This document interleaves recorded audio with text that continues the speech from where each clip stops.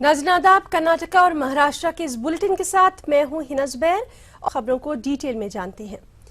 26/11 हमले के मुजरिम डेविड कोलमन हेडली ने गवाही देते हुए एक अहम खुलासा किया। हेडली ने कहा कि इशरत जहां का ताल्लुक लश्कर तैयबा से था। दीगर इंकशाफात में हेडली ने कहा कि ISI लश्कर तैयबा को माली और अखलाकी मदद देती है। साल 2006 में शिकागो में हेडली की तहव्वुर राना से मुलाकात हुई थी। राना ने डेविड कोलमन हेडली को तकरीबन 23 लाख रुपए दिए थे और हमले से पहले राना पाकिस्तान लौट गया था।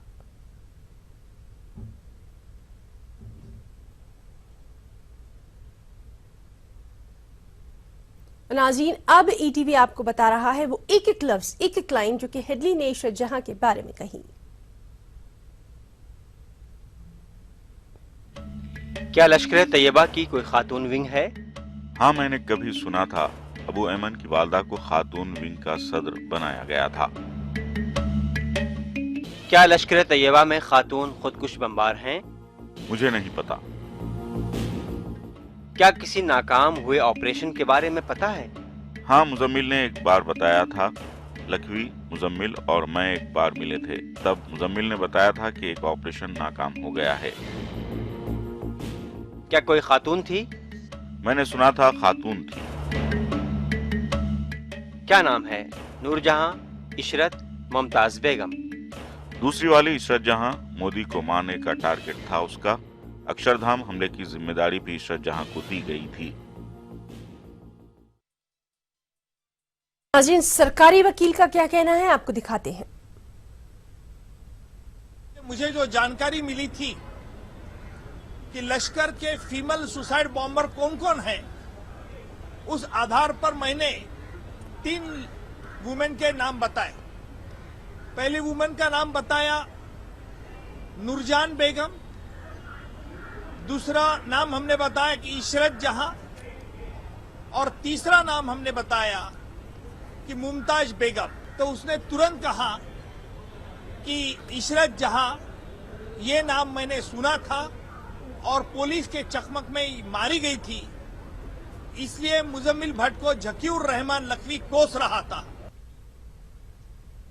उधर इशरत जहां मामले में हेडली के इंकशाफात पर सवाल भी उठने लगे हैं। इशरत जहां के खानदान के करीबी माने जाने वाले और समाजी कारकुन रऊफ लाला ने हेडली के बयान को गलत करार दे दिया है, जबकि NCP MLA जितेंद्र हवान ने हेडली की गवाही पर ही सवाल खड़े कर दिए हैं। पहला सवाल पूछा गया कि are there female suicide bombers in LET? क्या LET में फीमेल सुसाइड बॉम्बर्स है? वो बोलता है मुझे पता नहीं। Can you name a suicide bomber? बोलता है मुझे पता नहीं। और फिर हमारे एजेंसीज की तरफ से 3 नाम भेजे गए, क्या इसमें से कोई है? अरे जो आदमी कह रहा है कि फीमेल बॉम्बर्स के बारे में पता नहीं, मुझे उनके नामों के बारे में पता नहीं, तो आप सजेस्टिव दे के उसको बोलते, उसके मुंह से निकलवाना चाहते कि हाँ आप कहिए।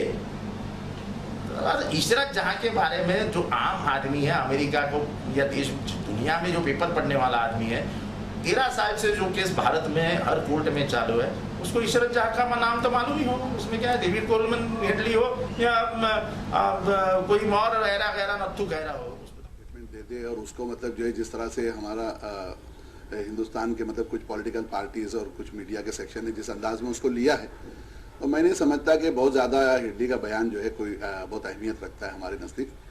इसलिए कि हेडली डबल एजेंट है, पूरे देश को पता है, सबको पता है कि वो डबल एजेंट है, मतलब जो है, इसलिए उसकी बातों पे विश्वास करना जो है SIT द्वारा, मजिस्ट्रेट तमाम द्वारा और देश सबसे बड़ी इन्वेस्टिगेशन एजेंसी के माध्यम से कोर्ट के सामने ये बात आ चुकी है, इस्टेब्लिश हो चुकी है कि इशरत जहां को फर्जी मुठभेड़ में मारा गया, इशरत जहां की हत्या की गई, इशरत जहां का इनकाउंटर नहीं था, इसमें तो कोई संदेह नहीं है। मैं समझता हूं कि जो लैंड ऑफ लॉ है उसको तो कम से कम हमको मानना होगा। CBI की चार्जशीट कोर्ट के अंदर मौजूद है। अगर कोर्ट और जुडिशरी पे विश्वास नहीं है और हेडली पर विश्वास है, तो मैं समझता हूं ये तो बहुत ही दुर्भाग्यपूर्ण है। और नाज़रीन, इस वक्त इशरत की वालदा का क्या कहना है आपको सीधे लिए दिखाते हैं। वो लगता है कि किसी को बचाने के लिए मेरी लड़की को साजिश के तहत बदनाम किया जा रहा है।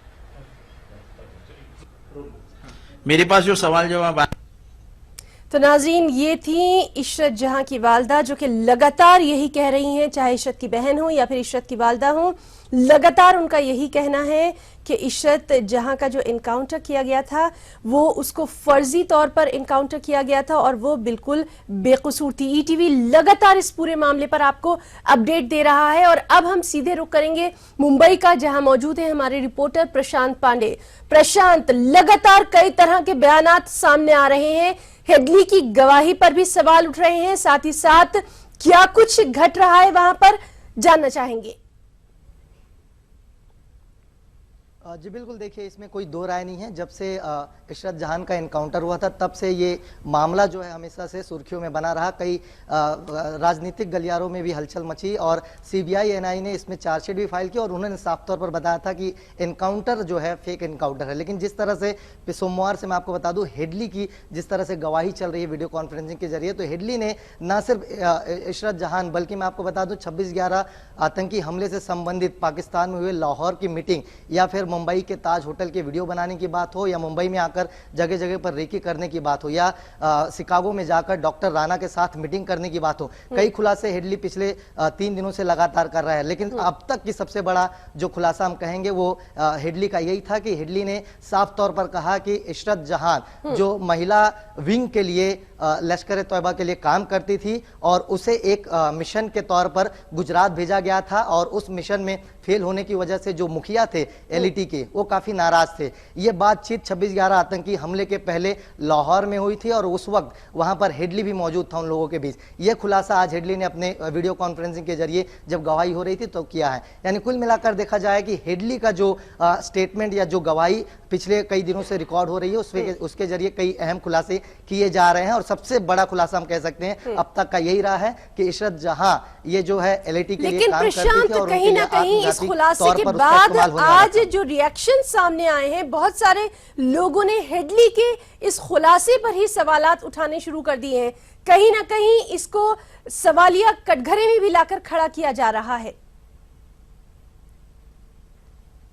जी बिल्कुल, देखिए क्योंकि इस पूरे मामले में चार्जशीट दाखिल हो चुकी है और ऐसे में इस तरह के गवाह अगर हेडली की तरफ से आता है इस तरह के बयान तो साफ तौर पर कई राजनेता ऐसे हैं उस पर सवाल खड़ा कर रहे हैं। और साथ ही जिस तरह से आपने बताया और हम लोगों ने पहले भी देखा था कि इशरत जहान के जो घर वाले हैं या फिर उनके सपोर्ट में जो लोग थे उन्होंने साफ तौर पर कहा था कि इशरत जहान की उम्र सिर्फ 19 साल थी और ऐसे में वो इस तरह की हरकतों में या इस तरह के वारदातों में इन्वॉल्व नहीं हो सकती। लेकिन अब जिस तरह से हेडली का गवाह या हेडली का जो बयान आया है वीडियो कॉन्फ्रेंसिंग के जरिए उसको लेकर कई राजनेताओं में हलचल मच चुकी है। अपने बयानात और उसके बाद आने वाले जो रिएक्शन है उन पर भी लगातार ईटीवी अपने तमाम रिपोर्टर्स के जरिए नजर बनाए रखेगा। प्रशांत, इस अहम जानकारी के लिए, इस खास डिस्कशन के लिए आपका बहुत बहुत शुक्रिया। तो नाज़रीन, ये थे मुंबई से हमारे साथ प्रशांत पांडे, जिनका साफ तौर पर कहना था कि जिस तरह से हेडली लगातार खुलासे कर रहा है वो कहीं ना कहीं अब खुद सवालों के कटघरे में आ गए और ईटीवी लगातार आपको इस पूरे मामले पर अपडेट भी देता रहेगा। बढ़ते हैं आगे। सियाचिन में शहीद होने वाले 10 जवानों में से 17 जिले के जवान सूर्यवंशी की जिस्द खाकी को जुमे तक पुणे लाया जा सकता है। बताया जा रहा है कि खराब मौसम की वजह से उनकी जिस्द खाकी को लाने में कुछ दिक्कतें हो रही हैं। वहीं उनके आबाई गांव मस्करवाड़ी में गम का माहौल है।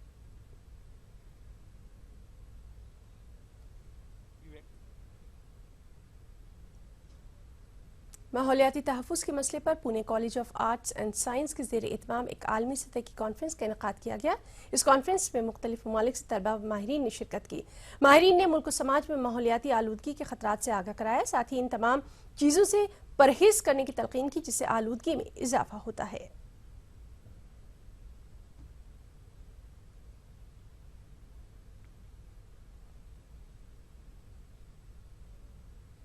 बुलेटिन में रुकेंगे एक छोटे से ब्रेक के लिए।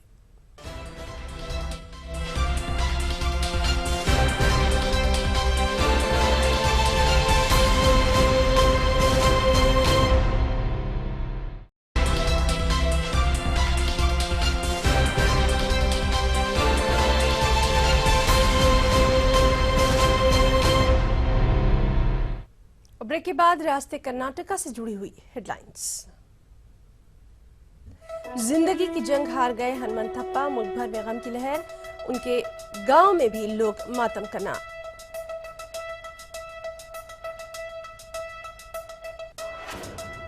हनुमंतप्पा के इंतकाल पर गहरे रंजो अलम की लहर। वज़ीर-ए-आज़म मोदी, कांग्रेस सदस्य सोनिया गांधी और फौजी सरबराह समेत मुल्क की सरकर्दा शख्सियात ने किया रंजो गम का इजहार। कलसा बंडूरी आबी प्रोजेक्ट के निफाज का मामला। कलसा बंडूरी तहरीक की तंजीम ने आज हुबली और धारवाड़ बंद की दी थी कॉल, बंद का रहा मिला जुला असर। बेंगलुरु के हजरत बिस्मिल्लाह शाह अस्पताल में 5 माह की बच्ची के दिल का किया गया कामयाब ऑपरेशन। डॉक्टर रेहान सईद की सराहना।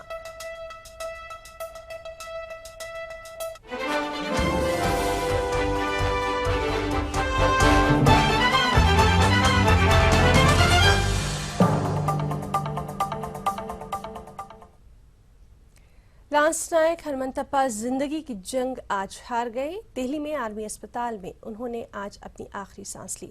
उनके कई आज़ा ने काम करना बंद कर दिया था, उन पर दवाएं भी असर नहीं कर रही थी। वाज़ेह है कि सियाचिन बर्फानी तोदे की जद में आने के बाद हनुमंतप्पा वाहिद ऐसे जवान थे जिन्हें जिंदा निकाला गया था। हनुमंतप्पा के इंतकाल पर गहरे रंजो अलम की लहर है। वज़ीर-ए-आज़म नरेंद्र मोदी, कांग्रेस सदस्य सोनिया गांधी और फौजी सरबराह समेत मुल्क की सरकर्दा शख्सियात ने उनके इंतकाल पर रंजो गम का इजहार किया है।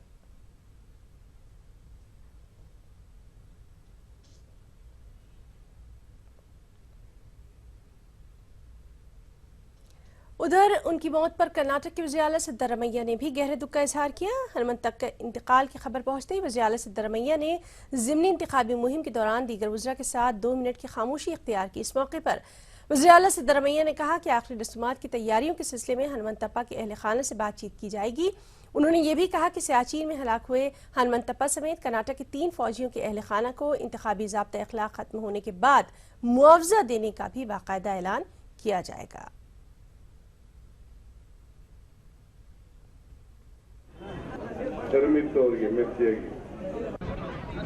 ಹನುಮಂತಪ್ಪ ಕೊಪ್ಪದ್ ನಮ್ಮ ಯೋಧ ಅವರ ಸಾವಿನ ಸುದ್ದಿಯನ್ನು ಕೇಳಿ ಬಹಳ ನೋವಾಗಿದೆ.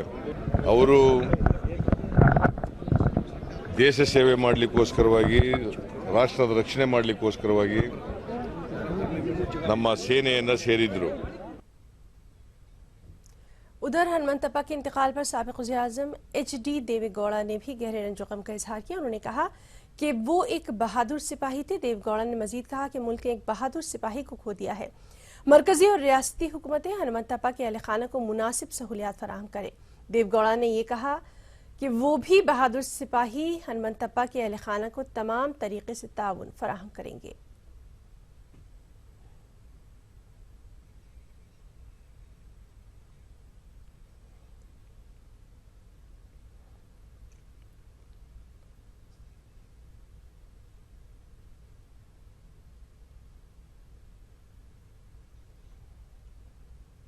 और नाज़रीन, एक बार फिर आपको सीधे लिए चलते हैं उनके आबाई गांव, जहां मौजूद है हमारे रिपोर्टर फैजान। इस वक्त का वहां माहौल जानना चाहेंगे। हालांकि पूरा अंदाजा है कि सोगवारी और गम का माहौल होगा। जिस तरह से लगातार हम आपसे बात कर रहे हैं, अभी वहां पर लोगों के तासुरात क्या है?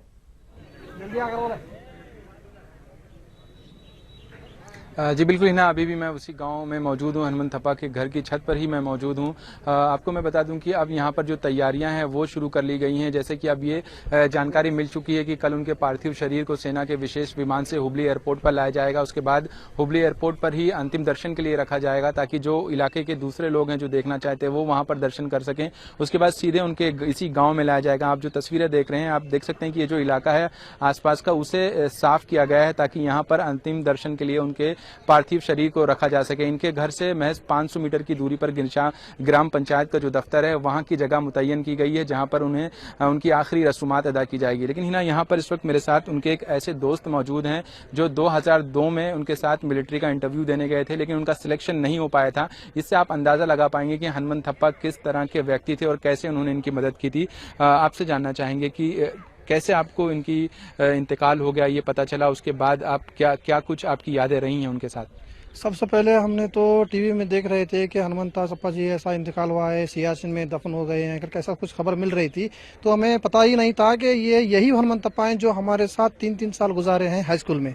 और इसी के साथ मैं सिलेक्शन के लिए ले गया था, जहाँ से हमारा पहले धारवाड़ में सिलेक्शन हुआ। सिलेक्शन होने के बाद हम दोनों को वेलिंगटन बुलाया गया, ऊटी में, तमिलनाडु के। वहाँ पर हम लोग 3 दिन स्पेंड किए। अगर मेरे पास कुछ भी पैसा कम पड़ता था तो हनुमंतप्पा मुझे देते थे, हालांकि वो बहुत ही गरीब थे।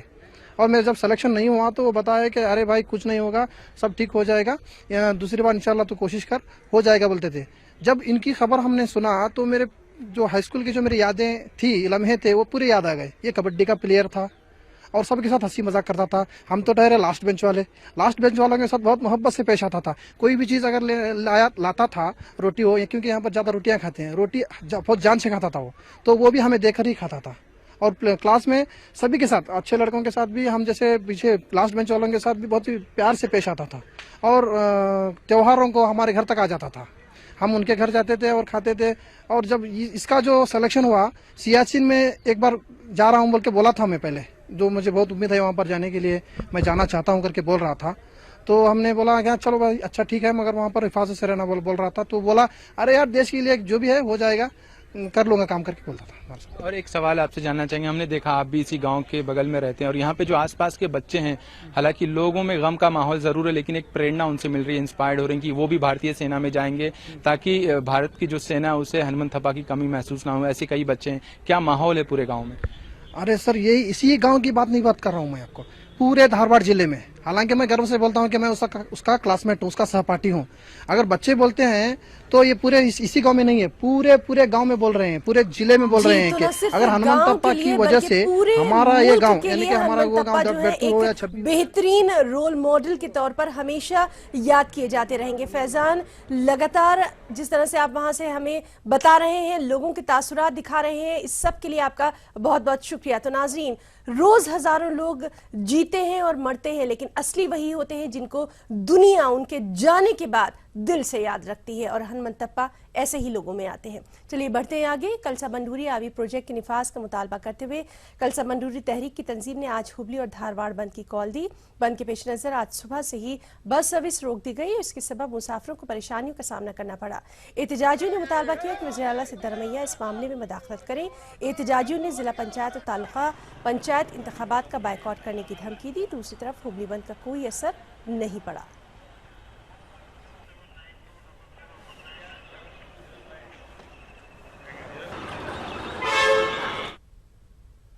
बेंगलुरु के हजरत बिस्मिल्लाह शाह हॉस्पिटल में 5 माह की मासूम बच्ची के दिल का कामयाब ऑपरेशन किया गया। इमराज कल्ब के माहिर सर्जन डॉक्टर रेहान सईद ने इस ऑपरेशन को अंजाम दिया। ऑपरेशन के बाद नौमौलूद उल्फिया और उनकी वालदा आफरीन सुल्ताना के चेहरों पर जिंदगी की असली खुशी देखी गई। ये जो ऑपरेशन हुआ, ये एक 5 महीने की बच्ची अल्फिया के ऊपर हुआ है। ये जो लड़की है, हमारे दिल के 4 हिस्से होते हैं और इस लड़की के राइट साइड के पूरे 2 हिस्से पूरी तरह से डेवलप नहीं हुए थे। बट प्रॉब्लम ये है कि ऑपरेशन ज़्यादातर 9 महीने से 15 महीने तक की उम्र में ही किया जाता है। जिला पंचायत और तालुका पंचायत इंतखाबात में कर्नाटक के रायचूर जिले में सिर्फ एक मुसलमान को सीट देने पर कांग्रेस के खिलाफ मकामी मुसलमानों में शदीद गम गुस्सा पाया जा रहा है। साबिक जिला पंचायत रुकन और कांग्रेस के सीनियर लीडर मोहम्मद बशीरुद्दीन ने ATV को बताया कि मुसलमानों को यकसर नजरअंदाज किया जाता है।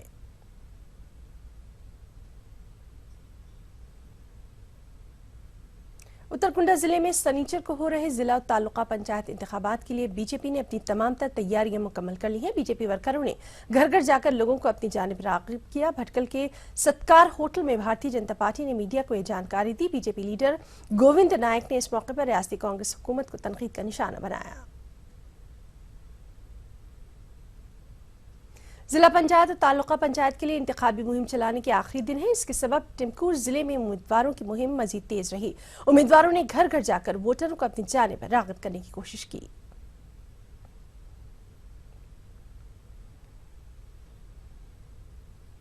बेंगलुरु में मनाए गए यौम उर्दू का इख्तिताम खूबसूरत गजल प्रोग्राम के साथ हुआ। शहर के टाउन हॉल में मुनक़्क़िदा तक़रीब में कनाडा के गुलकार उस्ताद इरशाद खान ने उर्दू की मकबूल तरीन गजलें पेश करते हुए सामईन को खूब महसूस किया। महफिल निसाई कर्नाटक उर्दू अकेडमी और IMA के इश्तिराक से ये तक़रीब मुनक़्क़िद की गई थी।